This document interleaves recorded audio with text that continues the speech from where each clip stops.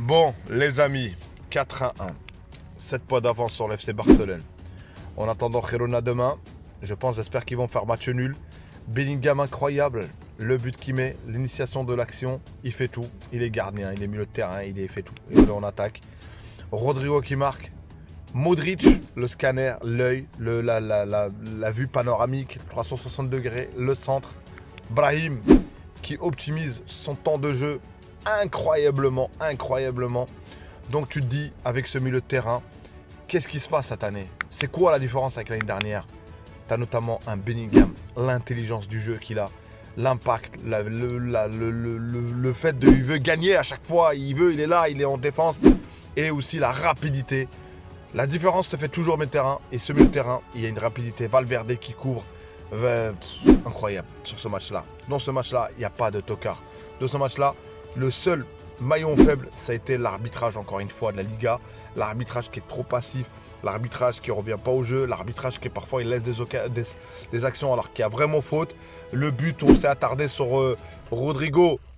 Moi, de chez moi, là, à 1000 km de Madrid, je ne sais pas où je l'ai vu, on voit qu'il y a but. On voit qu'il y a but de Rodrigo, d'où l'hors-jeu, où il y a hors-jeu. Donc franchement, ça me dérange l'arbitrage. Et je me dis, ça sent le trophée. Franchement, ça sent le trophée. Pourquoi ça sent le trophée?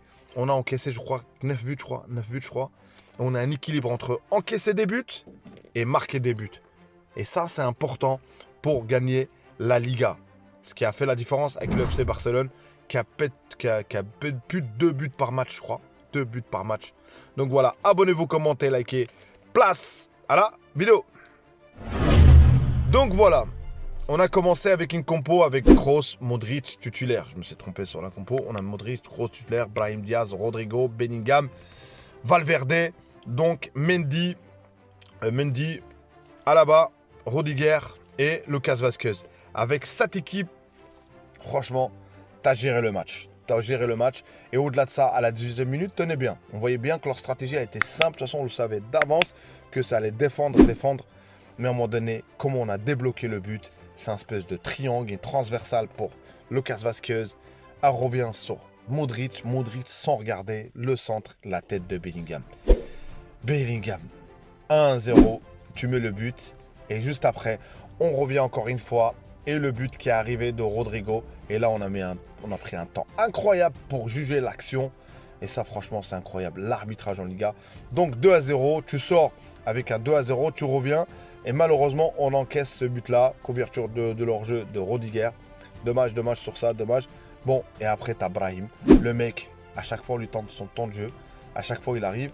N'oubliez pas, hein, je crois que c'était Las Palmas, je crois. Si je me souviens bien, c'est lui qui libère. Et là, le 3-1, il est important parce qu'il te libère le match. 3-1 avec une chevauchée tout seul, il se l'est fait tout seul. Parce que là, s'il rate, on lui crie dessus. Il aurait pu donner le ballon. Donc, il l'a fini bien. Donc, chapeau à lui. 3-1. Et encore une fois, là, c'était un festival après ça. Et le but, Rodrigo qui se fait faucher 2-3 fois. Il y a eu un penalty pour moi. Et Modric qui met le but. Et ce but-là vient grâce à un pressing. Un pressing du Real Madrid. Pourquoi ces buts-là? Les buts, regardez bien, les buts qu'on a eu, c'est grâce à des pressings et grâce à aussi, notamment avec un mélange avec Modric, Kroos qui sont en forme, physiquement aussi, il faut dire qu'ils sont en forme, et un mélange aussi la vivacité de Bellingham, de Brahim, tout ça. Ça veut dire que tu as de la jeunesse, donc tu as de l'impact. Et Ancelotti a réussi à faire fusionner cette mayonnaise avec tous ces joueurs-là, entre le joueur qui est arrivé, Bellingham, Brahim qui a été récupéré, et l'année dernière. Et c'est pour ça que je me dis, cette année, la différence, on joue sans attaquant, on joue avec un profil où on est imprévisible, c'est-à-dire les joueurs, les défenseurs adverses ne savent pas qui prendre, ils ont affaire à qui. À chaque fois, tu as soit, et aussi de combiner. Franchement, je vois l'équipe essayer de combiner.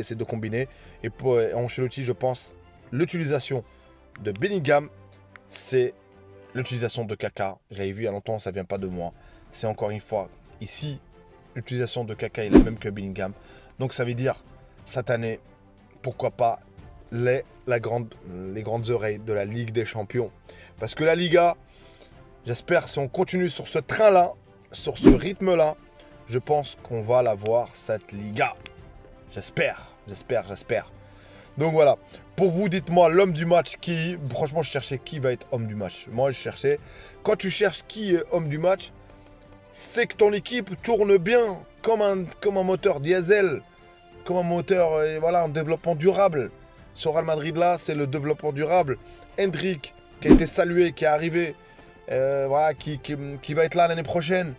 Arda Güler qui n'est pas encore là, que j'espère bien comment on va l'intégrer. Moi je me dis Arda Güler à ce rythme-là, laissez-le l'année prochaine, qui se prépare jusqu'à l'année prochaine et qui rentre. Et voilà, et aussi tu vas récupérer Militao, tu vas récupérer Courtois, tu vas récupérer. Là on a Alaba qui est blessé, tu vas récupérer Vinicius dans pas longtemps. Donc incroyable, Camavinga. Donc on a un effectif, on a une équipe, et c'est pour ça que j'ai dit l'équipe. Donc voilà. Aussi, demain le tirage au sort. J'aimerais bien qu'on tombe sur une équipe, voilà, un bon tirage. Nous, on veut arriver tranquillement. Vous n'allez pas me dire oui, on prend n'importe qui. Non, non. On prendra n'importe qui au moment venu. Au moment opportun, c'est-à-dire au moment que tu bascules en quart. Parce qu'à un moment donné, tu ne peux pas éviter à chaque fois, entre guillemets, les gros. On les a déjà fait, on les a déjà mangés. Je pense que l'appétit vient en mangeant. Donc ça veut dire commençons doucement, mais sûrement. Donc voilà, mention spéciale pour l'équipe. Merci à vous, à tous ceux qui soutiennent. Merci à vous, à tous ceux qui s'abonnent. Merci à vous de soutenir la chaîne. Et franchement, j'y croyais pas en commençant cette saison. J'ai fait plein de vidéos où j'étais critique.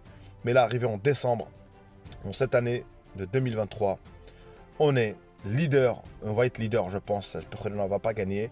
Et en Ligue des Champions, on est qualifié tranquillement. On attend dans le tirage. Franchement, chapeau les artistes, chapeau à cette équipe, chapeau à Florentino qui a misé, qui a parié. Mais c'est pas fini, c'est pas fini. Il nous reste encore une fois à prendre des points, à prendre encore une fois, à maintenir ce rythme-là. C'est les blessures que j'espère qu'ils vont pas nous faire défaut. Parce que sinon, le mental est là. Les joueurs sur le terrain, ils sont là. Et hala Madrid. Donc merci pour vos abonnements, merci pour vos likes. Ciao, ciao les amis. À une prochaine vidéo.